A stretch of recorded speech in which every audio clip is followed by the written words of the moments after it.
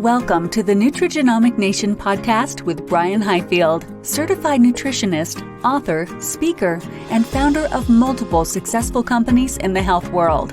Brian is known for educating healthcare professionals and others on improving their health and their life through breakthroughs in nutrition, technology, and biochemistry. On the podcast, Brian interviews thought leaders in the world of nutrition and natural health. He and his guests share the secrets of a whole life natural approach to health and the life-altering results you can get by making easy changes to your diet and daily routine.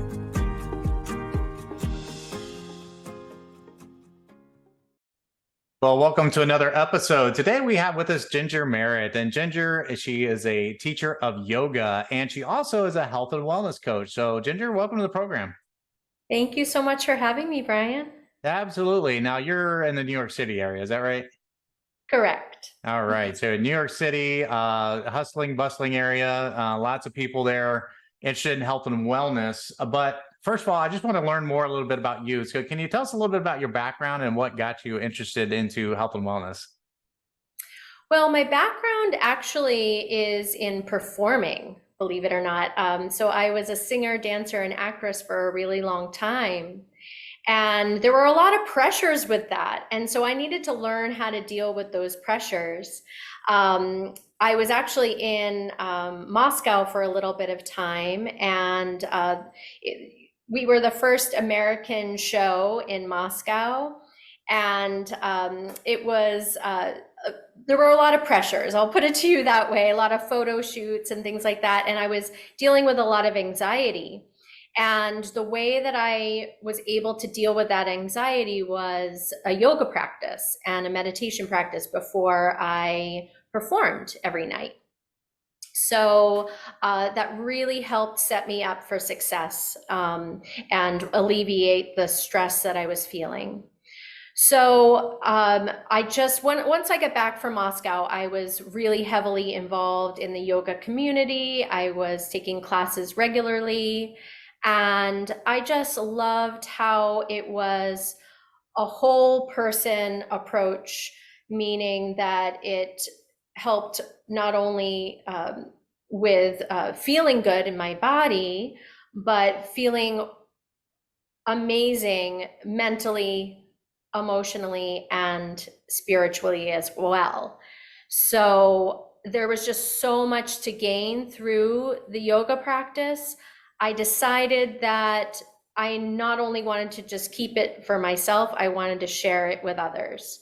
So I became a yoga instructor, and I haven't performed in a while, mainly because of the pressures. I just have found such a nice rhythm with yoga, mindfulness, and health coaching now as well. That I'm sticking to that. Maybe I'll go back to performing at some point, and maybe I can go back to the performance field with more ease of mind and not feel so pressured. So yeah, and I imagine in that industry, especially, a lot of people suffering from anxiety. And it holds people back, and it don't even have to be in the performance arts, I guess. And really, in any job function that's high pressure, they go in there with a lot of anxiety. And I can see yoga as something that can help a lot of people with that. Yes, for sure. With all the breathing techniques that we do, the mindfulness exercises, the poses to release the tension in the body, really can set you up for having a more easeful life, especially people also who live in big cities who are dealing with a lot of pressures work-wise, whatever their profession. Really, yeah, a yoga practice, I highly recommend it to anybody. And it's been such a wonderful journey, and I just want to share it with as many people as I can. So yeah. I'm happy to be here to help your listeners in any way I can. Yeah, and when I tried yoga for the first time, and it was a long time ago, it was a friend of mine and his wife who did it on a regular basis and invited me to come along. And part of my motivation full disclosure, was to meet girls. This is well before I met my wife. But what I discovered the first time going is it's a lot harder than it looks. And I don't want to scare anybody, but I'm like, wow, this is tough. You really get a workout in a yoga class. Yeah, you can. Yeah, when I first tried yoga, it was challenging for me too. Absolutely. And it's a practice, so it takes time, and that's part of the practice is being patient with yourself and having compassion for yourself. And so whatever emotions might come up for you on the mat, you try your best to meet yourself with compassion and not judge yourself. Oh, I should be looking this certain way. Well, it's not about the way you look, it's about how it makes you feel. So if you're holding your breath or you're clenching your jaw throughout the pose, that's a lesson right there. You got to take the deep breath, meet yourself with compassion. Maybe you back out of the pose. Maybe you try something different. I give a lot of modifications for my clients because everyone's body's different. And you have to listen to your body, and you don't want to be muscling into something because then that defeats the purpose. We're trying to de-stress here. So, and that was the second thing I noticed in those classes, those early classes, is how good I felt afterwards, because I felt so much better. I as hard as it was, it had its moments where it was relaxing. You do feel that anxiety and stress just kind of leaving your body. The mindfulness techniques really help with that. But I felt wonderful after leaving that class, and so it made me want to go and take another one. So I kept with it for a while. Yeah, the after effects are really amazing, and it just puts you in such a great headspace. And then you can go about your day and you can live in the present moment. Because what I always say to my clients when we are in class is, come back to the breath. That'll bring you back to the present moment. Or I allow them to also think of something, an intention, set an intention at the start of the practice. So it could be a word, phrase, or image, something that they want to focus on in the class. So for instance, if it's calm, I'll remind them in the middle of class, come back to your intention. What was your intention? What do you want for yourself? And people just think to themselves, calm. And then it becomes a mantra, and they can just say it over again and focus on the breath. And sometimes if they have maybe a couple words come up for them, they can breathe in, think calm, breathe out. Maybe it's releasing tension, breathing in calm, breathing out tension, something like that, so trying to link poses with breath and also intention brings you into this space where you're fully aware mentally, physically, and spiritually. So, yeah. And there's a whole field really out there on breathing techniques and the benefits of that. And it's something we don't think about normally every day is how we're breathing, whether we're taking short breaths and how much oxygen that we're bringing in, and also just the mindfulness aspect of this. So talk a little bit about breathing techniques and what the common person may not really know about the benefits. Sure, yes. So lately I've been really enjoying this one breath called the 4-7-8 breath. And it is breathing in for 4 counts through your nose. You're holding a count of 8, and then you're breathing out through your mouth for 7 counts. So that I do 5 rounds of. And then I just come into just a regular natural breath after that. But when we're conscious about our breath and we're counting, we become very mindful, and it's almost as if the rest of the world just kind of fades away. So you're coming back to yourself, you're coming back to your breath, and it gives you a point of focus. So it's hard to think about anything else when you are doing that 4-7-8 breath. And tell us a little bit about the kind of, it wasn't really a transition, it was kind of more of an addition or kind of expansion into the health and wellness field from being a yoga instructor. And I guess what was the motivation there? Well, a lot of my clients were coming up afterwards and saying, like, I have a lot of inflammation, and I'm doing a lot of yoga, and I'm able to stretch and relieve tension that way. What might you recommend for inflammation? And I wanted to just dive deeper into nutrition. So I graduated from the Institute for Integrative Nutrition, and now I'm taking on health coaching clients. And yeah, so I just am able to recommend certain supplements, spices, foods that help aid in, maybe if they have inflammation, I'll, say turmeric is great for that. Mm-hmm. You can put it in your tea, things like that, that just help aid in helping people in a holistic way. And I think when you are a yoga instructor, people come to you and they're hoping for some answers in their lives. They're hoping for a way to relieve their stress.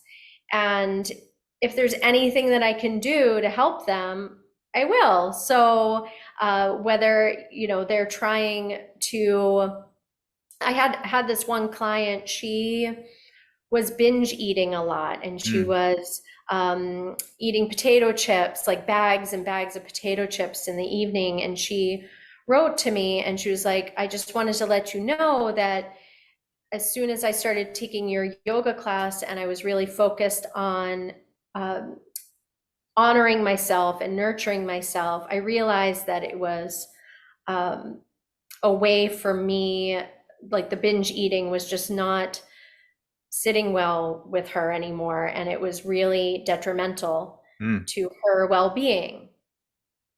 So I think yoga sometimes can be a catalyst for other things. So if somebody's dealing with maybe addiction, it's a way for them to become consciously aware of their actions and go, you know what, this isn't serving me anymore. I don't want to smoke anymore. I don't want to drink anymore because I'm feeling so good after yoga class.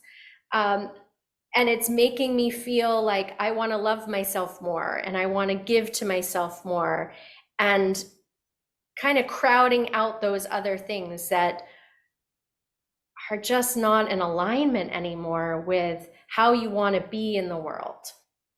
Yeah, and those realizations, happen a lot with people, and it really helps motivate them to change any bad habits that they have, whether it be snacking, smoking, or whatever. And I see that too, because once I learn more, I use kind of like knowledge. Once I learn something about how bad something is for you in your body, it looks disgusting to me anymore, and I don't want to do that activity or that that bad habit anymore. So it sounds very similar, and I can see where yoga really helps make people aware and want to change their mindset and do more things like that. And you mentioned potato chips are one of my guilty pleasures, but I've been trying my best to keep them out of the house and as much as possible. So I can definitely relate there.